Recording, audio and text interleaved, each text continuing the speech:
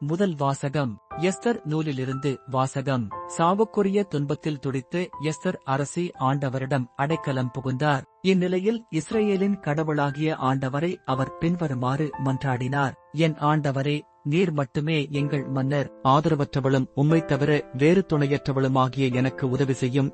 ஏனெனில் நான் என் உயிரை பணயம் வைத்துள்ளேன். ஆண்டவரே, நீர் எல்லா இனங்களிலிருந்தும் இஸ்ரேலை தெரிந்தெடுத்தீர் என்றும் அவர்களின் மூதாதையர் அனைவரிடையிலிருந்தும் எங்கள் முன்னோரை என்றென்றைக்கும் உரிமைச் சொத்தாக தெரிந்தெடுத்தீர் என்றும் நீர் அவர்களுக்கு வாக்களித்ததையெல்லாம் நிறைவேற்றினீர் என்றும் நான் பிறந்த நாள் தொட்டு என் குலத்தாரும் குடும்பத்தாரும் சொல்லக் கேட்டிருக்கிறேன். ஆண்டவரே, எங்களை நினைவுகூரும். எங்கள் துன்ப வேளையில் உம்மையே எங்களுக்கு வெளிப்படுத்தும். தெய்வங்களுக்கெல்லாம் மன்னரே, அரசுகள் அனைத்துக்கும் ஆண்டவரே, எனக்கு துணிவை தாரும்.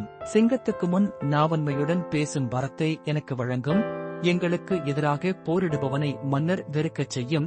இதனால் அவனும் அவனை சேர்ந்தவர்களும் அழியச் செய்யும். ஆண்டவரே, உமது கைவன்மையால் எங்களை காப்பாற்றும். ஆதரவற்றவளும் உம்மைத் தவிர வேறு துணையற்றவளுமாகிய எனக்கு உதவி செய்யும். ஆண்டவரின் அருள்வாக்கு. இறைவனுக்கு நன்றி. பதிலுரை பாடல். பல்லவி. ஆண்டவரே, நான் மன்றாடிய நாளில் எனக்கு செவிசாய்த்தீர். ஆண்டவரே, என் முழுமனத்துடன் உமக்கு நன்றி செலுத்துவேன்.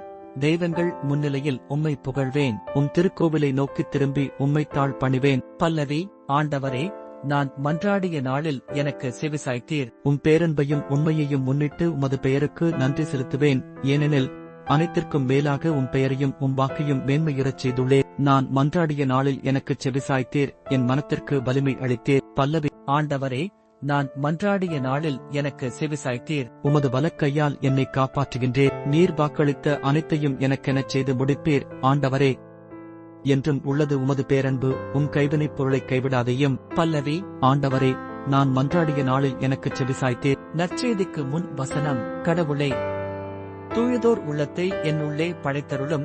உம் மீட்பின் மகிழ்ச்சியை மீண்டும் எனக்கு அளித்தருளும்.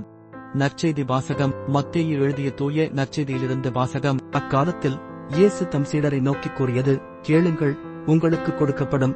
தேடுங்கள், நீங்கள் கண்டடைவீர்கள். தட்டுங்கள், உங்களுக்கு திறக்கப்படும். ஏனெனில் கேட்போர் எல்லாரும் பெற்றுக் கொள்கின்றனர்.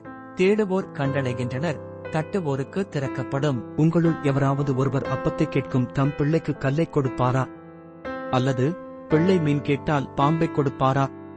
தீயோர்களாகிய நீங்களே உங்கள் பிள்ளைகளுக்கு நற்கொடைகள் அளிக்க அறிந்திருக்கிறீர்கள். அப்படியானால் விண்ணுலகில் உள்ள உங்கள் தந்தை தம்மிடம் கேட்போருக்கு இன்னும் மிகுதியாக நன்மைகள் அளிப்பார் அல்லவா? ஆகையால் பிறர் உங்களுக்குச் செய்ய வேண்டுமென விரும்புகிறவற்றை எல்லாம் நீங்களும் அவர்களுக்குச் செய்யுங்கள். இறைவாக்குகளும் திருச்சட்டமும் கூறுவது இதுவே. ஆண்டவரின் அருள்வாக்கு. கிறிஸ்துவே, உமக்கு புகழ்.